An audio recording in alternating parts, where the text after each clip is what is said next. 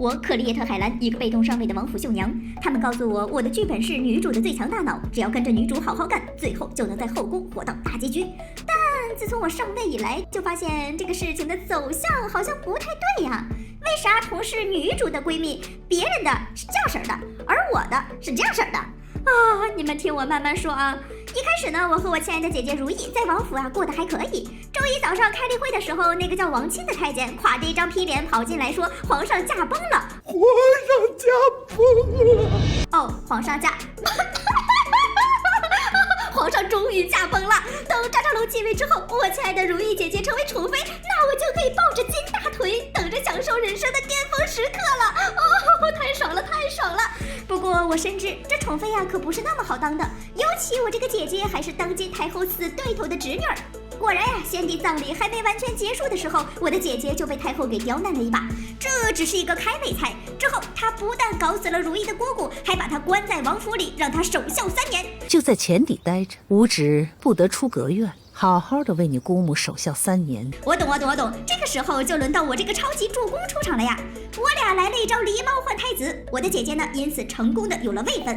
美中不足的就是我被分到了贵妃的宫里。她这人哪都好，就是脑子不太好使。监狱言跟她说我们的不好，她当场就信了。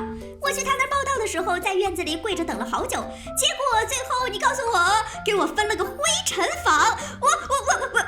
我忍，不就是灰尘房吗？你等着，很快就会有人来救我的。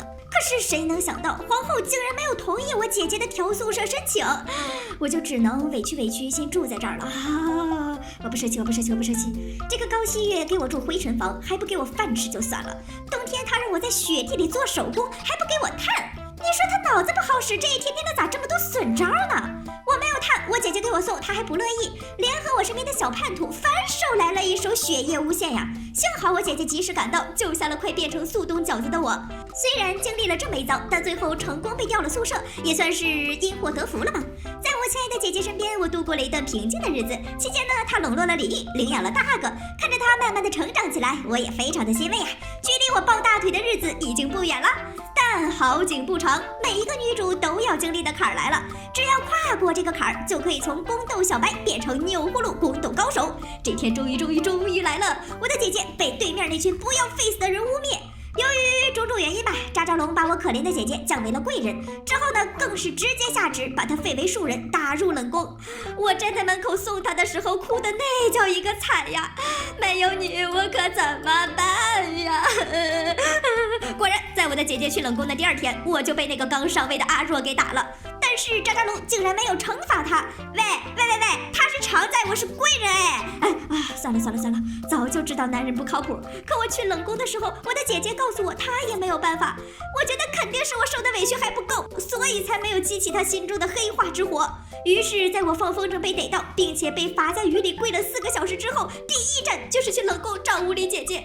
虽然她说她现在没有办法，但是让我一定要生出勇气。人到绝境了，定要生出勇气。我知道现在就到了激动人心的黑化时刻，但是我黑化之后发现这个剧情它不太对呀。我可丽叶特·海兰，一个已经黑化的疯批双子座。其实我黑化的时候呢，还是一切正常。身为女主身边的最强输出，我就坐在梳妆台描了个眉，就成功蜕变。我亲爱的姐姐不是让我生出勇气吗？那我得抓紧时间，赶紧给她生一个。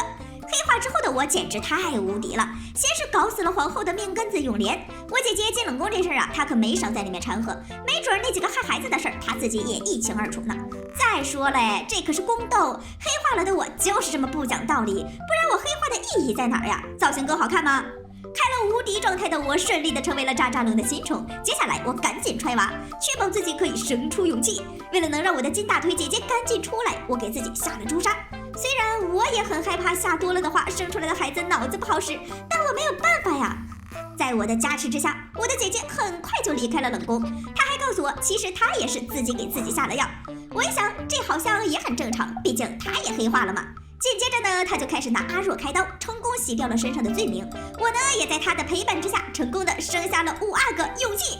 不过我因为被监狱言算计，运气吃的太多，导致我身上长出了妊娠纹，但我完全没在怕的呀。看着没，这是我的黑化闺蜜，以后我们只负责杀没扎扎龙的整个后宫。但我渐渐发觉这个走向还是有点不太对呀，说好的黑化呢？为啥我帮他争了一把皇后之位，他反而还要怪我，甚至还跟我玩起了冷战，一连几天都把我拒之门外。还好后来这事儿告一段落，她成功的当上了皇后，我那叫一个激动呀！我的妈呀，恨不得册封当天可以亲自扶着她走红毯。但随着她被封为皇后，事情的走向越来越不正常了。我克丽叶特·海兰有一个冤种闺蜜，本来在我的好姐姐如意当上皇后之后，应该带着我不停的上星星。当初我的剧本也是大女主身边的好闺蜜，可是这个走向我是越看越迷茫呀。不是说女主在经历磨难之后黑化，就可以带着她的姐妹们上王者吗？怎么我的如意姐姐在经历了被打入冷宫差点没命之后，也只是顺着扎扎龙的意思当皇后，却并没有什么其他的动作呢？甚至在被害了2个孩子，自己也成了不祥之人之后，咋还是啥都没干呢？说好的黑化之后杀疯全场，咋好像就是在给我画饼呀？我想宫斗的时候呢，他又拦着我。就比如这次他被人传了绯闻，还有人上赶着去扎扎龙面前实锤，我帮他想办法，他还得说我，气死我了，气死我了，气死我了！这事儿到了最后，绯闻男一号凌云彻变成了太监，还被扎扎龙关了起来。我为了保住如意姐姐的清白，就去那边把他给弄死了。我是为了他好吧，但是他又生气了，这次又不让我去串门。我从冬天就开始去他宫门口报道呀，但是到了春天依旧不让我进。啊，你说说我上辈子这是造了什么孽呀？这辈子最让我省心的也就只有我的大儿子勇气了。但是就因为我的姐姐如意把我拒之门外，我大儿子的侍妾小胡在他咽气之后还用这事儿来污蔑我和如意姐姐。你看，要是当初让我进去，是不是就没有今天这档子事儿了吧？麻了，毁灭吧！